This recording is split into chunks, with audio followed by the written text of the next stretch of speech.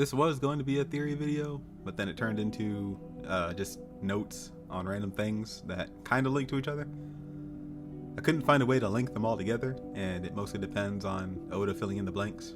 I'm going to start with the Egghead analogy. Egghead could be an analogy to what happened in the past. The lower part of Egghead is getting destroyed, aka the lower world, while the upper part is, or was, the safe place until a traitor, aka York or Nefertari D. Lily, sabotaged the plans. We have 5 Vegapunks and 1 main Vegapunk, and 5 Gorosei and 1 Emu, both almost playing the same roles. I have an agenda that Emu will show up by the end of Egghead. If the message continues and Vegapunk is about to say something really important, then there's a chance Emu drops in. There's a non-zero chance that happens. We've already seen the other Gorosei, why not show Emu now? Now, the main theory, note, whatever you want to call this, the flooding and sinking. The world is going to sink into the ocean, or I just assume he means the world will flood. They're kind of the same thing, but flooding implies the water rising, whereas sinking means the islands themselves are going down. There are 2 huge differences, but I think Oda's just using them interchangeably. But it's hard to tell. I think it's a huge difference, but since I can't think of a way for the islands to sink, I'm going to go with flooding. My theory is that the D clan and the world government came to different conclusions on what to do in this situation. It seems like a situation where it's out of both their hands, like it's inevitable it's going to happen. So neither side can stop the flooding, so they came up with different solutions. I'll start with the world government. I don't think they are the cause of the flooding. I think they were just opposed to whatever the D clan wanted to do. They got 20 kingdoms, well 19 since the Nefertaris didn't go, to move to the red line so they will be safe from the floods. I don't see why they would be the cause of it, because it seems like they already are the rulers of the world. What would be the point of killing everyone that they rule over? The only counter I can think of is that since they have all the important people on Marie-Joise, then they can always repopulate. Like Saturn says, they see everyone as insects, so I don't think they care about the lower world. But my counter to that is that they still need slaves to do everything, so killing everyone with the flood isn't the best option. There's just too much to lose for no reason. Also, I think the thing that destroyed Lulusia isn't for creating floods, but slowing it down. In order to make the world flood, they would have to rapid fire that thing, and it would be the slowest flood in the world, so it wouldn't be that much of a danger. Sure, it raises the sea level, but not at a fast enough rate that would catch everyone by surprise. Also, the Great Cleanse. I don't think means the whole world. I think it's the cleanse of the entire D clan again. Too many have been popping up again, and it's time to purge them again from the world. Another point is the heavenly tribute. To be a part of the world government, people have to pay tribute for protection. This could also be something that lets people of the lower world escape to Marie-Joise, when the flood comes. Think about it. In real life, we have borders, and we don't let anyone in the country for free. We have to make sure they're worthy of living here by questioning them. In this case, it's the tribute. Pay money and resources, and we'll protect you and maybe save you from the flood. This is why I think Vegapunk says the world government isn't fully bad or good. Why would they save random pirates or criminals? It's unfortunate for all the innocent people that don't give tribute, but that's how the world works. But I think that's where the D clan comes in. The D clan made other preparations that went against the world government, but I don't have enough info on what they wanted to do. All we have is things Joey left. As clues, we have the Noah, Shirahoshi, Zunisha, messages on the poneglyphs, and other things I probably forgot about. My original theory is that the D clan and Joy Boy wanted to be the ones to start the flood, since the One Piece community thinks showing the red line will make the all blue, but for me that changed into it will flood the world if that happens. That means the D clan wants to flood it, but I don't know why. Also, don't forget Blackbeard is also a D, and he is a wild card. He doesn't seem to be a good guy with the D name. I just wanted to point that out.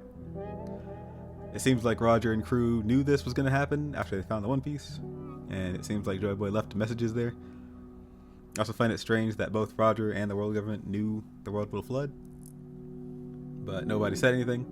Like, I would assume Roger would tell people, but I guess if it's inevitable, then you might as well just keep the peace, I guess. And if the One Piece explains that someone will save the world anyway, then I guess they wouldn't have to worry. Also, I don't think Roger found the One Piece, or the whole One Piece. He found a part of it, but he wasn't able to find the rest of it since he was too early, which is the key word. How would he know he was too early? Rayleigh also said O'Hara was too early to figure out stuff. This made me have another theory that the One Piece Roger saw is the manga itself that we're reading right now. Let me explain. My strongest reason is more meta than actual story reasons at the moment. The meta part is from a writing perspective. For me, the only way to immortalize One Piece as a timeless classic is to make the One Piece, the whole mystery of the story, be the treasure itself. One Piece is a mystery story disguised as a goofy pirate adventure. Though it has mysteries constantly going through the story that always leaves us thinking.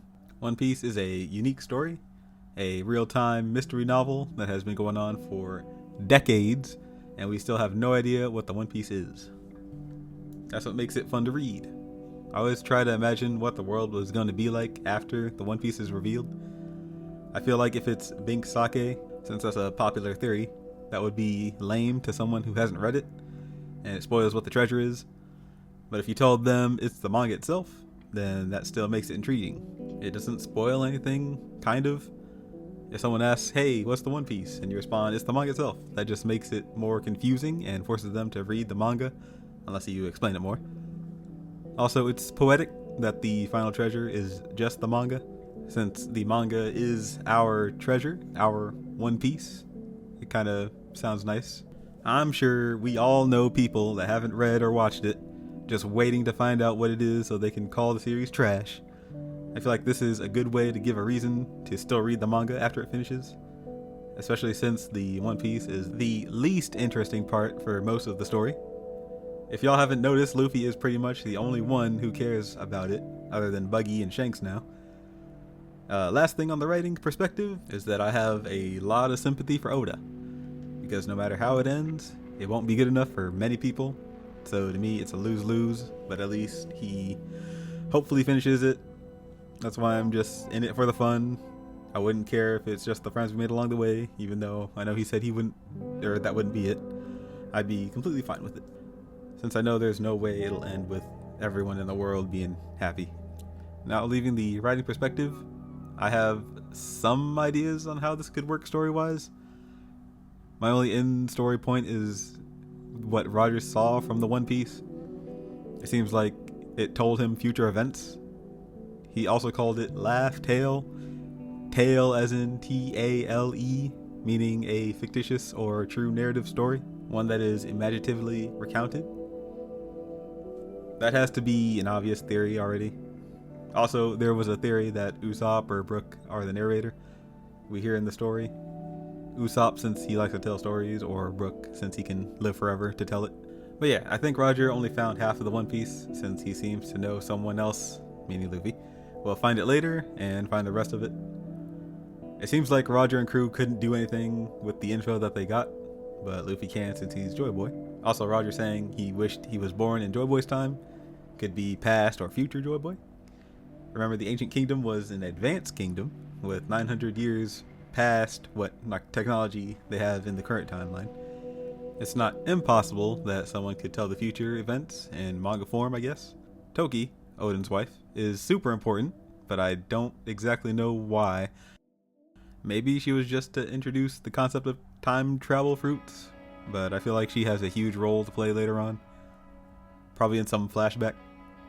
Alright, real quick, as I was editing this, I went to go find a Toki clip, and I found this scene that I completely forgot about. So yeah, definitely Ancient Kingdom knew what was going to happen in the future, so there's more plausibility to this theory.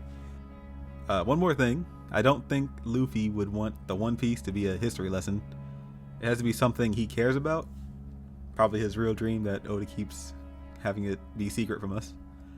So that's why I think Roger found half of it, and Luffy's crew will find the rest, since I guess the world was waiting for him.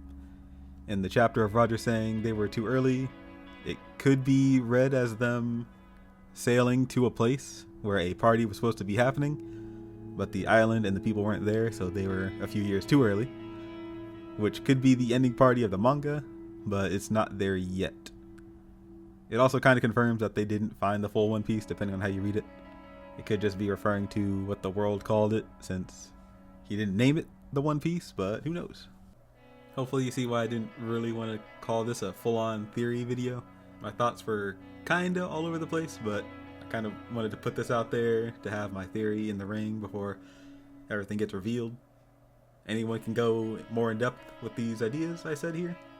Remember, I don't see every single theory video out there, so if someone said something like this already, probably haven't seen it, so don't be mad at me.